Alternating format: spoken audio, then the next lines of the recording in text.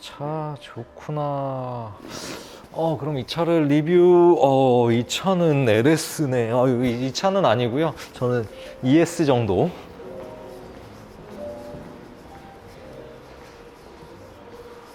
오늘은 페이스리프트 된 ES를 좀 만나보려고 합니다.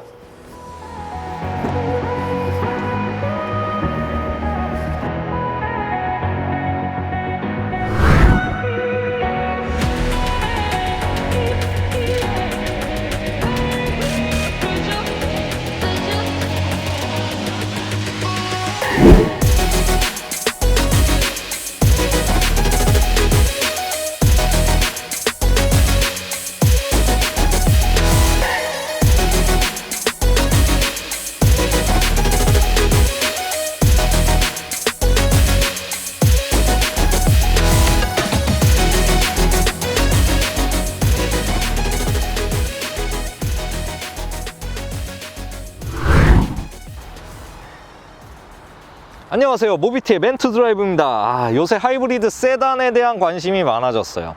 가장 언급 많았던 게 ES300H더라고요. 도대체 왜 얘가 언급이 많은지에 대해서 좀 알아보기 위해서 시승 차량을 섭외했는데 LNT에서 흔쾌히 차를 빌려주셔가지고 좀 길게 시승을 좀 해보고 있습니다. 그래서 시승을 하면 할수록 이 차가 왜 잘 팔리는지 좀 알겠어요. 그러면 제가 사실 제네시스 사기 전에 렉서스도 고민하게 되거든요. 그래서 ES300H 7세대 모델을 제가 타봤었어요. 근데 이렇게 약간의 터치가 바뀐 7세대 페이스리프트에 대해서 조금 한번 얘기해 보도록 하겠습니다. 최근 출시된 굉장히 따끈따끈한 차예요. 자, 보면은 이 스핀들 그릴 자체는 굉장히 기존과 지금과 차이가 없을 정도로 디자인이 굉장히 크고 웅장한 느낌을 줘요. 하지만 기존에는 일직선으로 이어져 있던 부분이 이렇게 L포인트, 렉서스의 L포인트가 이렇게 들어가 있는 형태로 좀 바뀌었습니다. 그리고 뭐 한 가지 조금 더 바뀐 게 이 헤드램프가 조금 더 날렵하게 바뀌었어요. 이 헤드램프 자체가 조금 폭이 줄어들고 여기 4개의 사각형 형태의 LED 형태가 이렇게 잘 보이는 형태로 좀 바뀌었고, 여기 렉서스 포인트도 굉장히 디자인 이쁘네요. 그 부분 말고는 사실 프론트 마스크가 크게 바뀐 게 없습니다. 그래서 한간에는 7세대 오너들이 페이스리프트 되고 뭐 바뀐 게 별로 없어서 다행이다 라는 얘기를 좀 하더라고요. 하지만 이 안쪽에 들어가시면 조금의 변화가 있으니 조금만 기다려 주시고요. 옆변 보시면 이 사이드미러도 약간 공기역학적으로 렉서스는 좀 만든 것 같아요. ES 자체 보시면 이런 부분이 있고, 서라운드 뷰가 들어갔어요. 그래서 여기 카메라가 요 밑에 들어가 있는 부분이 있고요. 여기 보시면 요 타이어는 지금 브리지스톤을 쓰고 있는데 휠 타이어는 그렇게 크게 바뀐 부분이 없습니다. 어쨌든 저소음 타이어 장착하고 있습니다. 사이드로 쭉 이렇게 이어져 가면 렉서스가 7세대에서 페이스리프트를 많이 안 한 이유가 굉장히 기존에도 스포티하고 날렵하고 파격적으로 디자인을 했었어요. 그렇기 때문에 리어나 이런 부분에 대해서는 전혀 손대지 않았다라는 걸 좀 얘기하고 싶어요. 그냥 뭐 가볍게 그냥 트렁크 하나 얘기를 좀 하고 싶은데 이거 어떻게 열지? 여는 방법을 제가 아직 숙지를 못해서 이쪽에 있어요. 이게 헷갈리는 이유들이 있어요. 대부분 중앙에 있는데 일본 차여서 그런가? 여는 건 오른쪽에 있고 닫는 건 왼쪽에 있어요. 그래서 저도 좀 기존에 한번 봤었는데 이게 좀 헷갈리는 부분이 좀 있더라고요. 그래서 뭐 트렁크는 어쨌든 골프백 4개가 들어갈 정도로 굉장히 충분하게 광활한 공간을 갖고 있다. 하이브리드임에도 불구하고 트렁크 공간에 대한 뭐 만족도는 굉장히 높은 편입니다. 그래서 그 부분 좀 얘기하고 싶었고요. 이렇게 쭉 닫히고, 그러면 이제 내부로 들어가셔서 한번 렉서스가 어떻게 상품성 개선을 했는지 좀 얘기해 보도록 하겠습니다.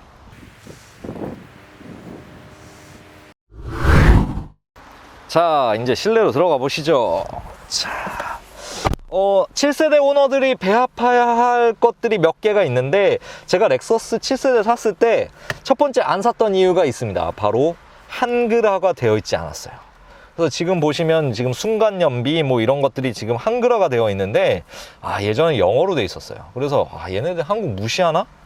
이런 생각이 들 정도로 조금 화가 났던 부분이 있어서 이 부분은 좀 아쉬웠는데 어쨌든 한글화가 됐었고요. 그리고 드디어 이 조그 셔틀을 이용한 마우스 패드로만 이용하는 것이 아니라 드디어 터치가 됩니다. 그래서 이렇게 터치를 먹기 때문에 전체적으로 이런 부분들은 너무 좋아졌어요. 근데 아직도 조금 뭐 이런 UI나 이런 것들은 기존 차량들에 비해서 좀 나쁘지만 그래도 뭐 이 정도면은 좋아졌다. 그리고 인터페이스 때문에 이게 앞쪽으로 좀 당겼어요. 11cm 정도. 그래서 이 부분 자체는 굉장히 칭찬할 만하다. 그리고 나머지 버튼이나 가죽질감 이런 부분들은 역시 렉서스다운 느낌을 가지고 있습니다. 그리고 지금 렉서스를 하시면 ES300H를 사시면 좋은 점이 세 가지가 있습니다. 첫 번째는 CD 플레이어가 들어가 있어요.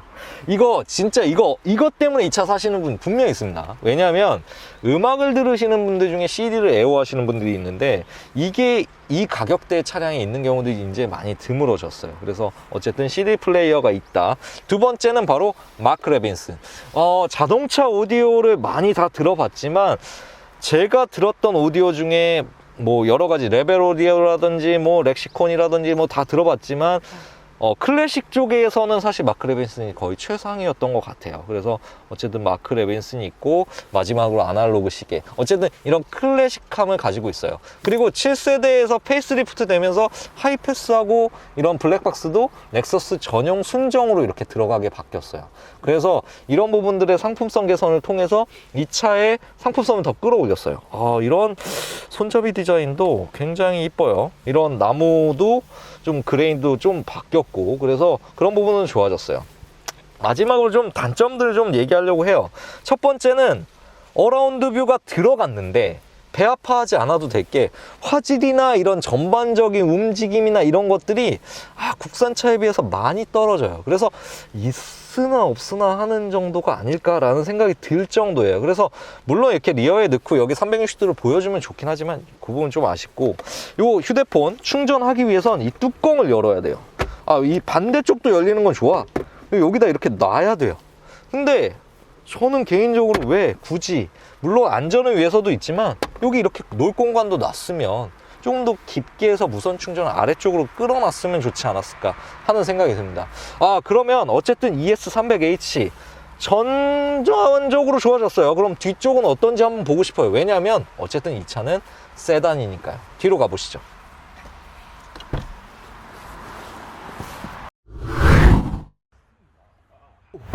뒷자리에 앉으면 당연하게도 무릎 공간이 굉장히 넓어요. 그 이유는 뭘까요? 다들 아시겠지만 이 차는 전륜 구동 기반입니다. BMW나 뭐 벤츠 이런 차들이 굉장히 좁게 느껴지는 이유가 하이브리드 시스템을 탑재한 차들과도 비교해도 어쨌든 전륜이냐 후륜이냐에 따라서 이 공간 차이가 굉장히 커요. 근데 이게 전 특이한 게 어쨌든 하이브리드 시스템이 있기 때문에 이런 송풍구 같은 게 있을 줄 알았거든요. 이쪽에 좀 있네요. 어쨌든 열을 방출하는 공간이 조금 사이드 쪽에 있는 것도 좀 좋았고, 근데 이게 조금 생각보다 높다라는 얘기를 하는데 저는 괜찮게 느껴져요. 이 차는 이그제큐티브 모델이어서 이렇게 가운데서 온도 조절과 열선을 조작할 수 있습니다. 한 가지 좀 아쉬운 거는 열선 버튼은 좀 사이드에 있어도 되지 않았을까. 왜냐면 이걸 내리면 가운데 타면 이거를 조작할 수 없다라는 부분은 좀 아쉬워요. 그리고 여기 선쉐이드도 여기서 버튼으로 선쉐이드를 전동으로 좀 다룰 수 있고요. 이그제큐티브 같은 경우는 이렇게 수동이지만 선쉐이드가 사이드에도 있습니다. 그래서 이런 부분들까지는 챙겼어요. 뭐 그렇지만 어쨌든 뭐 ES300H는 이 헤드룸이나 이런 거는 K8이나 이런 부분 차들에 비해서 확실히 좋더라고요. 근데 깎여 내려가는 게 조금 더 공간이 좀 있어서, 근데 어쨌든 전체적으로 공간은 좋은데 뭐 프리미엄급이라고 하기에는 좀 그렇게 막 완벽하진 않다. 마지막으로 그냥 하나 더 얘기하고 싶은 건 여기 스키 스루가 있어서 폴딩은 안 되더라도 스키 장비 같은 경우나 뭐 골프 장비 같은 경우를 더 실을 수 있다는 거는 장점이 되겠습니다. 그래서 이 정도까지 뒷자리 좀 얘기하고요. 이 차는 국산차하고 비교하면 K8하고 그랜저 하이브리드 정도 비교가 가능한데 전체적으로 가죽질감이나 이런 거는 다 이 렉서스가 더 좋은 느낌은 있어요. 그리고 헤드룸도 K8이 진짜 헤드룸이 안 좋거든요.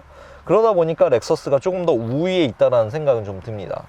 뭐 이런 전반적인 감촉이나 동작이나 뭐 이런 만지는 부분에 대한 부분은 렉서스의 불만을 가질 수가 없을 것 같습니다.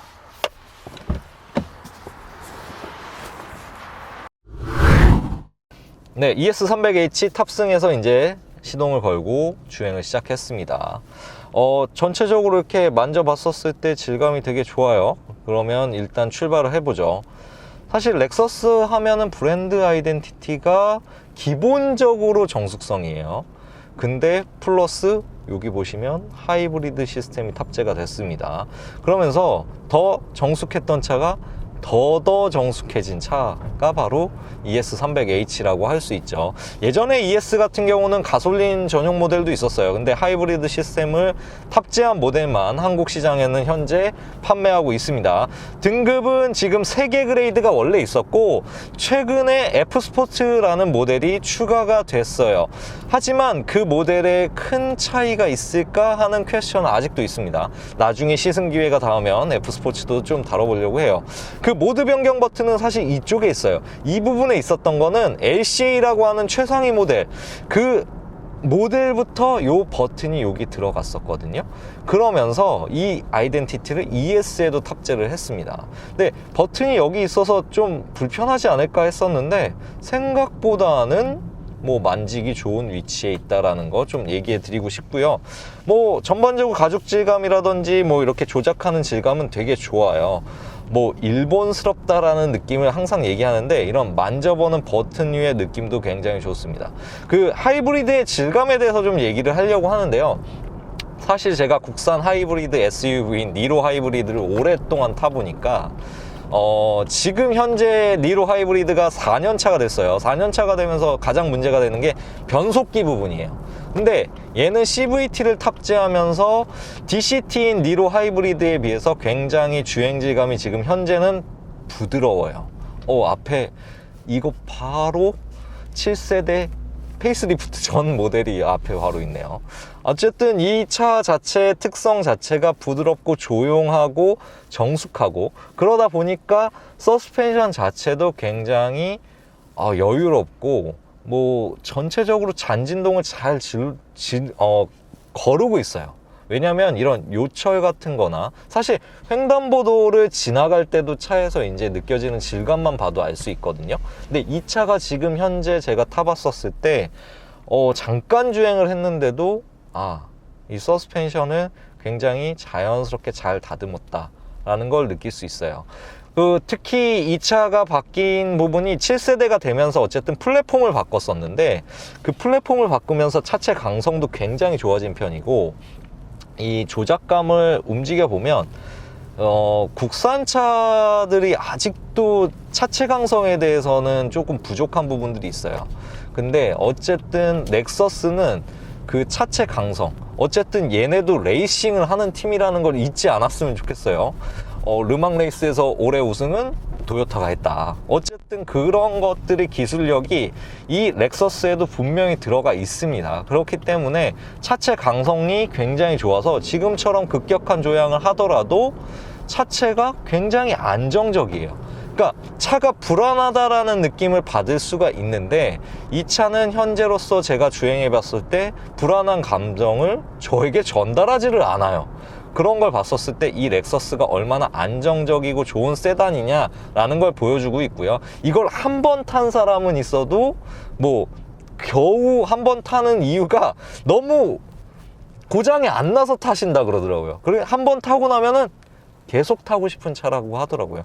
기본적으로 갖고 있으면 후회는 없는 차라는 느낌이 지금 주행을 하면서 좀 느껴져요. 그러니까 뭐 고장 날 일 없고 운송수단으로서 완벽하게 주행을 하기 때문이에요. 뒤에 니로 하이브리드가 있는데 사실 제가 지금 요새 들어서는 이게 마일리지가 늘어날수록 정말 차의 상태가 나빠지는 걸 느껴져요.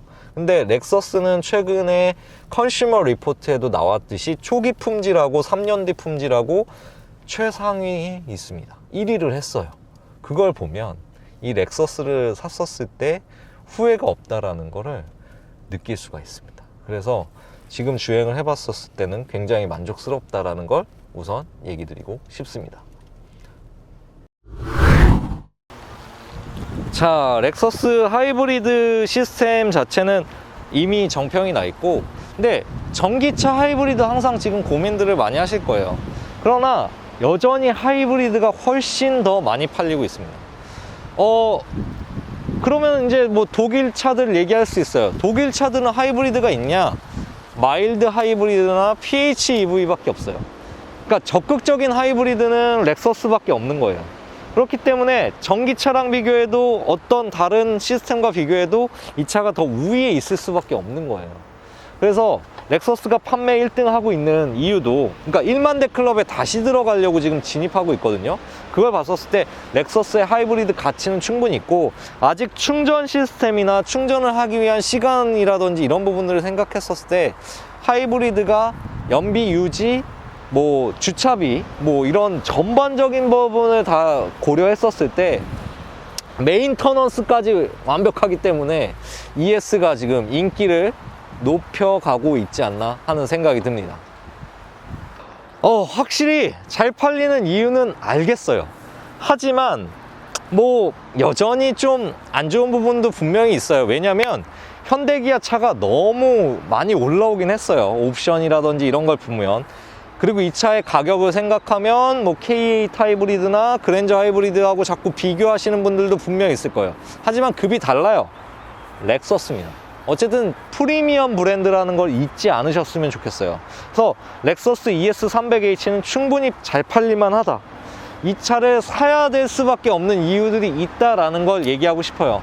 몇 가지 단점들은 아직도 존재해요. 실내에 있는 인테리어의 고루함이라든지 뭐 전반적으로 신기능들이 없다라는 부분들은 좀 아쉽지만, 그래도 이 차는 사서 절대 후회하지는 않을 차다라는 게 제 전반적인 평가입니다. 이렇게 한번 ES 시승해 봤고요. 좋아요, 구독 좀 제발 좀 부탁드릴게요. 제발. 그래서 이렇게 더 재밌는 차들 많이 타볼 수 있는 기회를 주시면 좋겠습니다. 이상 모비티의 맨투 드라이브였습니다.